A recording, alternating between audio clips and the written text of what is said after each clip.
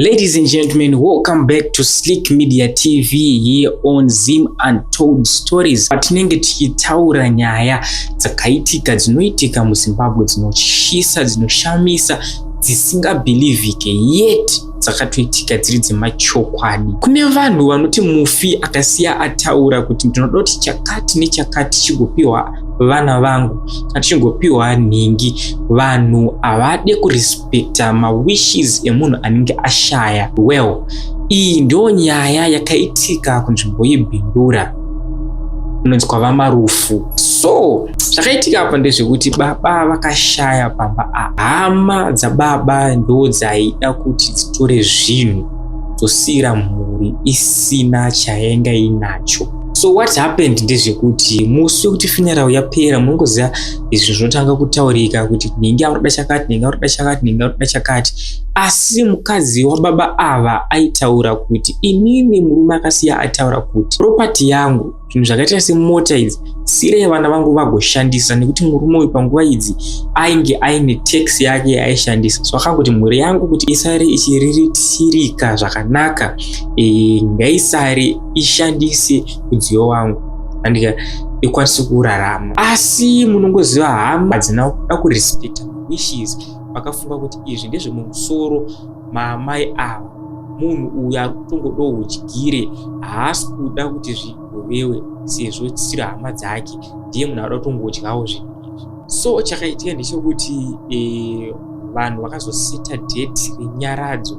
Alright, isusu ngatiti nyaradzi yedu chaizoitika musi wakati, hembe dzakatogovewa ndobva waseta zvakanzi zvimwe zvese izvi zvakati kure izvi tozouya tozvigova panyaradzo. One day mai vachiwacha panze, vainge vane mwana wavo mudiki komana.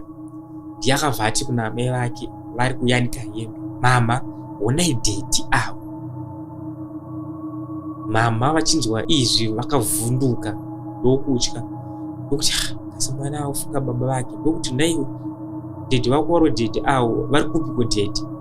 Mwana ndobva anongedzera, asi amai pavakatarisa kuri kunongedzerwa nemwana kuri kunzi honai kuna dhedhi uku, amai havana chavakaona. Zvadaro mwana akaramba achibhihevha zviri strangely up until day rekugova zvinhu rasvika. Day rakasvika, hama dzikauya, vanhu vakatanga kugova. Asi mai vakataura vakati, ini ndakaudzwa nemurume wangu kuti izvi neizvi neizvi including mota munosiyira vana vake vagokwanisa kuzozvishandisa. Kanzi haiwa unopenga iwe, hakuna zvinhu zvakadaro, hatingatirire munhu afa isu, munhu atofa atoenda achadzoki. Kana angari maskills ako ekuti utore zvinhu izvi uzozvishandisa iwewe uzotanga kunodya nezvikomba, anoziva kuti hama dzotanga kuda kutaura zvisina basa zvakawanda wanda, vanofa munhu havana kuda kuteerera saizvozvo, ndobva vakontinya nekuita sei nekugova. Saka zvakazoitika ndezvekuti vari pakati pegova ndobva vati iyi mota iyi tichaitora tichaita sei tikuenda nayo kumusha. Kamwana keke kaiona baba kekai kabva kasimuka kakutongoti ndipinde mubedroom, katumwa namai vake noti kamutora zvinhu. Ndo time yakapinda mubedroom kakudzoka kuvhakashedzera mama vanesu vachinzwa mama mukudiwa nadhedhi vakagara pamubhedhi. Inzwa kamufesi wangu, hold on mufesi wangu, wanga wasubscribe here, wanga wafollowa here, zvikanganoka kuita zvinhu izvi mufesi wangu. Ndokuti channel yedu ikure irambe ichiendera mberi ichikupai mastories amuri kufarira. Let's get back to the story. Izvi zvakavhundutsa vanhu vainge varipo vachigova hembe, including nemasahwira ainge aripo pamba ipapo. Vanhu ndokuvhunduka zvikanzi wati chii, zvikanzi mama mukudiwa nadhedhi anzi uyai, vakagara pamubhedhi vada kutaura nemi. Amai pavakati vapinde vanoona zvekutaurwa nemwana, remember mwana aimbobhihevha strangely achindoona dhedhi.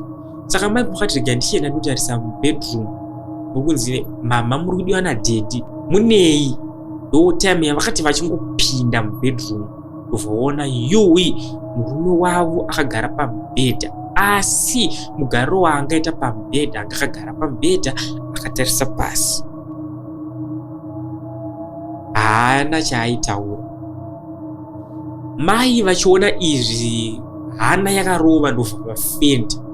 Vanhu pavakahanzwa munhu achidonha, time vakati vamhanye mubedroom wese ainge aripo panyaradzi iyi akamhanya kunotarisa kuti chii chaitika, ndokubva avaona ivo chaivo vamarufu vakagara pamubhedha. Kwete zvekunzi vanhu havaone munhu afa, vanhu vaite sei, vakavaona ivo chaivo nehembe dzavainge vavaviga nadzo vakagara pamubhedha, asi vainge vakatarisa pasi vasiri kutaura chinhu. Nevakaona ndo pavanotaura kuti Sawira ndiye akabva akumbirwa kunzi adetembere kuna marufu ava. Vanhu vakatanga Sawira ndobva atanga kutodetemba, naiwe kochiko wagonyanyotadzirwa zvakaita sei zvekuti wabva wazvionesa iwewe kumunhu wese ari panapa. Takakutadzirei? Kana une zvaunoda kuti utaure iwewe, wadii wangoratisa anyone ari panapa, otaura naye kuhope, iye ndakazotaura zvaita se wanenge wamuudza. Sawira ndobva adetemba. Vamarufu kwakutongonyangadika ndobva vadisapira. Vanhu vachiona, including hama dzaichemera zvinhu dzedzi dzakatovaona. Saka pakabva pangosarudzwa one anga aripo, ndiye akabva arara, ndobva aroteswa, ndobva audzwa zvese namudhara uyu. Mudhara uyu munhu paakamuka ndobva ataura, baba vanditi so mota yangu ngaisabude munomubhindura, mota haisi kubuda munomubhindura. Asi vakaita nharo papei, asi ndikukuudzai kuti mota haisi kuzobuda mubhindura. Mota ndaipiwa vana vangu vaishandisa setaxi vakwanise kurarama. So despite zvese izvi zvakaitika mumaziso ehama idzi dzaichemera zvinhu izvi, andika havana kuda kuteerera. Vakabva vati aiwa, ataurwa naye naSawira, isusu mota iyi ndomota yatiri kuzoenda nayo kumusha. But zvisina hazvo, remember munhu akaudzwa kunzi asi vakaita nharo vasiye, mota haisi kuzobuda munhu. Ndobva zvinhu zvagovewa paipai, ndobva vaita nharo votora mota. Pakuchida kuti vachimutsa mota iya vachibuda nayo muyadhi vaende, mota yakaramba umu. Ndobva atry futi kumutsa mota, munhu aida kumutsa mota kuti aende, ano relatives yababa, mota ndobva yaramba umu. Saka pakazokumbirwa mwana mukomana mukuru wababa akanzi iwe wamutse mota tiperekedze tiende naye. Since iwewe waimbogara pano, pamwe maybe mota ine mati 6 kuti emutswe nayo, wamutse mota tikwanise kubuda panapa. Mukomana achingogara pasiti achimutsa mota yakabva yamuka ka1. Mukomana ndobva abudisa mota mugedhi, ndobva aendesa parodi. Mota yenyu yaita sei? Mota yenyu yamuka, chikoi makisi kuende nayo. Hama anana bamunini vachinogara pasteering kuti vamutse mota yakaramba. Iwe uya futi iwewe mukomana, iwe uya umutse mota utiperekedze nayo tiende. Mukomana anonzi akamutsa mota ndokubuda nemota, ndobva ati inini ana baba ndakuperekedzai, manga madi kuti mimi muchikwanisa, I think mota yamakwanisa ita semakwanisa kuenda nayo. Kana bamunini vatora mota iyi, but remember vakaudzwa kunzi mota yangu amubude nayo mubhindura.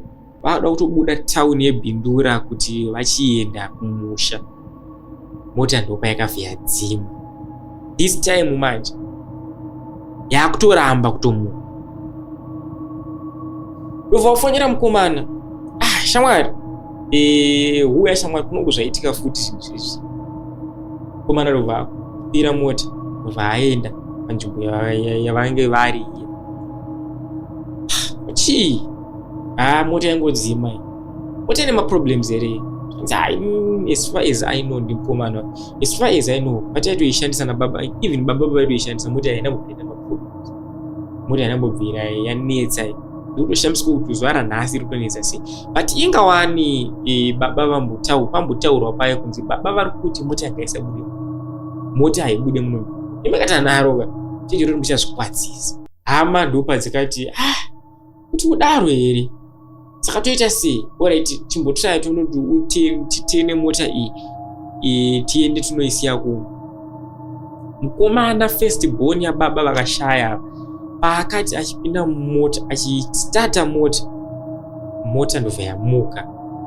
Mota payakangotarisa road yekudzokera kumba haina kudzima, haina kuita sei, yakatofamba zvakanaka ikasvika kumba zvakanakisisa pasina kana maproblems.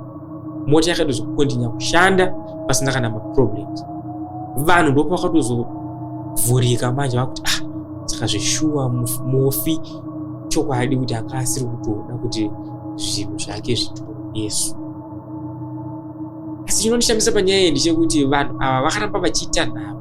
Vatombomuona mufi atomboapia kwavari pamba, vakatomuona kuti zveshuwa uyu ndiye munhu watikavili, asi still vakaramba vachiita nhamo vachiti aiwa uyu munhu uyu tisitoda zvinhu zvaari kutaura uyu munhu akatofa ngatisai neni. Ma1 zvinotyisa hama dzangu, asi nyaya kuti munenge musingazvizivi. Asi kusazviziva kwenyu musafunge kuti hazviitiki. Zvinhu zviriko zvokuitika, zvinhu zvinotyisa, zvinhu zvemweya zvisingatsanangurike nepanyama. Anyway, this is Zim Untold Stories. Ndoda kutenda kuna vese kana wapedza kuona video noe ngoitaipa mcomment section kuti ndapedza kuona video. I really appreciate you guys. Ndoda kukutendai guys. Murambe muchitisupport. Remember guys, tine YouTube channel. Musakanganwa kusubscribe. Help us grow. Ndokuti zvinhu zvirambe zvichitifambira zvakanaka. Kana uchifarira ma stories andiri kupa panapa. Usakanganwa kundisupportawo uendewo pa YouTube, subscribe, over share vakawanda vachionawo ma stories aya, vazive zvinoitika munharaunda yavakagara. Remember, these stories haasi kutyisidzirana, asi kuudzana ma stories anoitika muupenyu. Until next time, I am